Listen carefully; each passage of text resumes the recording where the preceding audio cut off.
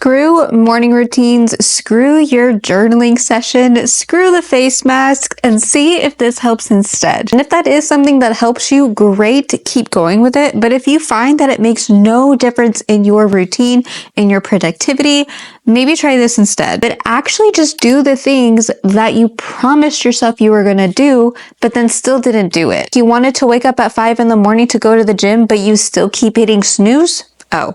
Then why are you worried about journaling at 5 a.m. if you can't even do that smaller thing? You complain that you have no high protein breakfast to eat in the morning, but you'll happily doom scroll the night before, wasting 1 to 2 hours of your time, and then wonder why you never feel like you have time. The thing with me is that I never felt like having a self-care routine actually made me feel more productive. For me, by definition, self-care is having discipline. And if you're anything like how I was when I was working 2 jobs trying to start my business, my 9 to 5. You don't have time to sit in the bathtub for an hour. You don't have time to just sit and do a face mask. And if you're already drained by the end of the day, the last thing that I want, and maybe you don't want to do, is journal your thoughts.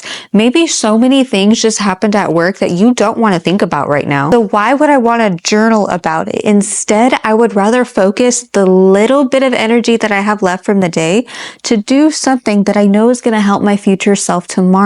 So what could that look like? I just use the example of weight loss just because it's a very common thing. It's what is a common goal for a lot of people. I myself am on a weight loss phase, so it just kind of makes sense to use it as an example. It's not going to help me to go on an hour morning walk and journal right after if I don't have any of my meals planned for the week. How is journaling going to help me if I know I need to do 2-3 other things to hit my goal for the day? Whether it's just being meal prepping, cooking, grocery shopping. Like, I like to handle my priorities first before I jump into the more leisure stuff. Because to me, in my mind, I feel like journaling and face masks and all of the other things that influencers deem as self-care almost feels like a luxury because I already don't have the time. My main problem why I can't reach certain goals is just the lack of time. And let's say even on your days off, when I did try to do like the whole morning routine, whether it was like waking up in the morning and then making this nice little cup of coffee, this nice breakfast, go on a walk, it's already like majority of my mornings kind of gone and I'm ready for a nap. There's no way in heck that I'm gonna have time and energy to do all this stuff that is on my top priority list while doing all this other stuff. So the perspective shift that I'm trying to explain here is self-care can also just mean self-discipline. Studies show that your brain is the most active in the morning, and how you choose to spend your mornings is how it's going to set the tone for the day. So for example, the last thing you want to do is doom scroll on your phone on social media, hearing about all the politics that's happening, all of the sad news on the internet. Don't get me wrong, it's important to know, it's important to stay informed and keep up with all the news, but don't do it the moment that you wake up in the morning. Instead, think about how you can spend your day, your time doing something that's actually top priority of the list for that day for yourself. So for me, for example, I like to get my workout done in the morning, early morning. Why? I don't want to think about it later in the day. The longer I prolong it, the better chance I'm probably not going to do it later because I'm going to talk myself out of it. So that's on top priority list. So what does that mean I have to do? It means I have to make sure I go to bed the night before on a relatively good time. I can't say that I'm perfect and get 8 hours of sleep, but at least I try to shoot for 7. If 7 is difficult, then you better shoot for 6. Everything kind of starts the night before. What you do that night before is what sets yourself for self-care in the morning. So because I know I want to get at minimum 7 hours of sleep, that means I need to be in bed no later by 10 p.m. and asleep by 10 p.m. That way, my self-care is keeping that promise to myself that I'm gonna wake up at 5 or 6 in the morning so I can just get out of bed, go to the gym, and check mark off as that my morning routine. Wherever you need to spend the most energy should be done in the morning. And now let's talk about the night routine. It's the end of the day. You don't want to do a lot. At best, you might do 1 or 2 tasks around the house, but let's be honest, you're not gonna turn on the bubble bath, or you're not going to fill your tub with water so you can soak in it. And for me personally, when I see how much water I have used in the tub when I could have just done like an everything shower, makes me always feel a little weird and kind of bad that I wasted all this water. So that's why that would never work for me. And because I'm going to have that stress in my head, it's no longer a comforting thing to do, but instead I can do something that my future self is going to thank me for. What could that look like? It could be prepping my breakfast for the next day. It could be prepping my lunch, something relatively fresh. And heck, if all of that stuff is good to go, then maybe I could just go get groceries. I don't know about you guys, but sometimes my groceries that I eat every single day, I end up running low on it by midweek, maybe even a Thursday. So then that's when I'll spend that evening to go get to make my mornings easier. To me, that's all self-care because I am taking care of my future self. Now, you're probably going to want to argue and be like, okay, but what about your current present self, the current moment? And honestly, that's just going to depend on you. What are the hobbies that help you de-wind? And I feel like there's no shame if it's as something as not talked about is like video games. The whole point of helping yourself wind down is to do things that relax you. So if playing a PC video game is what does it for you, then keep doing it. If you want to talk on the phone with a friend or a family member, instead of writing down how you're feeling about that day, go for it. I feel like social media has warped our idea of how you should be spending your self-care. It looks cool and it looks aesthetic if you have this cute little journal with like a cute little pen. It looks even really nice if you have this like bathroom with like candles all around and to just have it nice and dark. Like it looks all aesthetic.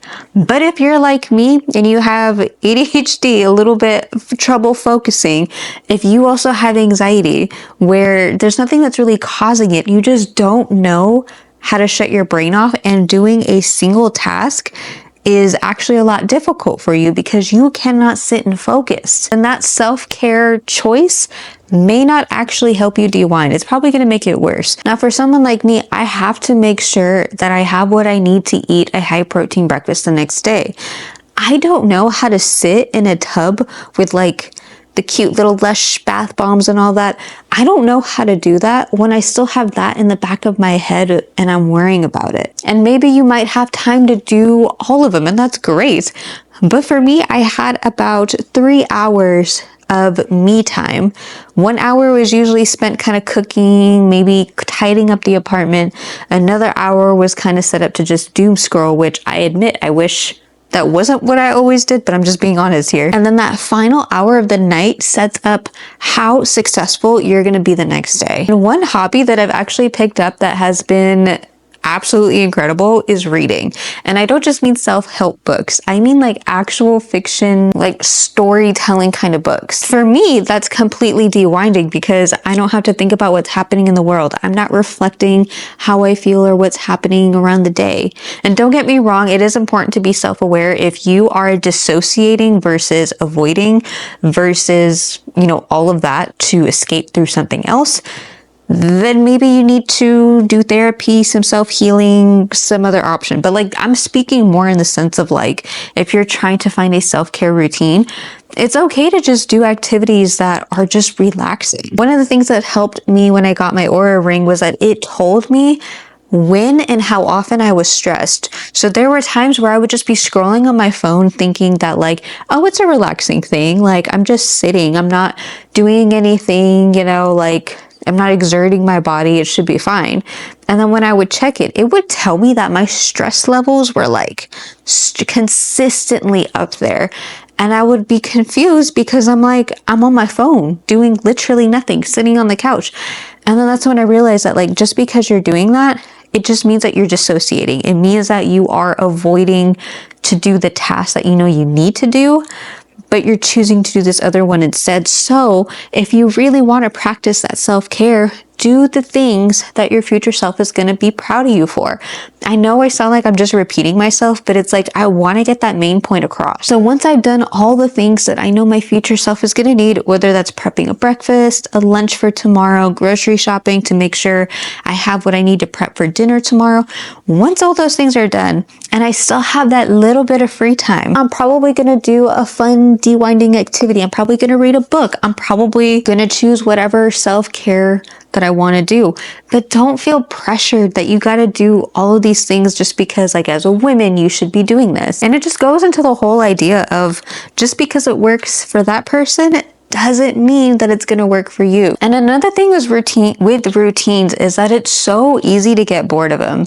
Maybe the first day it's like exciting because it's something new, you've never done it before, and then you do it again the next day and it's kind of like, okay, got it. And then the third day it literally feels like a chore. Most people would just advise that, like, oh, you just need to switch up your routine, but it's like, no, you can still have the routine, but you don't have to do the same things every day.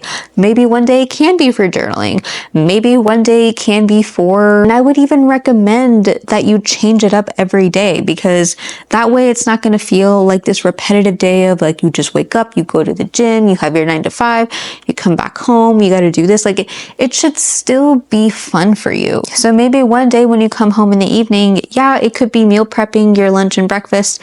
Maybe you could even kick it up a notch to do it for like 2 days. So then that next day you can choose to do something fun. You can make it like a Taco Tuesday night. You can make it like Bookworm Wednesday. Like, I don't know, like you can change it up how you want. Don't ever feel pressured that it has to be a self-care, a social media self-care type of thing. Because I promise you, you're going to feel so much more proud. You're going to feel a lot more confident in yourself when you prioritize the things that need to be done. When you start building that discipline, once things can be consistent enough for you to do without having to think about it, without having to always talk yourself out of it or talk yourself into it, then branch out, find new hobbies, journal, do all of that. But do what you need to do for yourself first. Hopefully this is helpful. Make sure you subscribe if you haven't, and I will see you in the next video.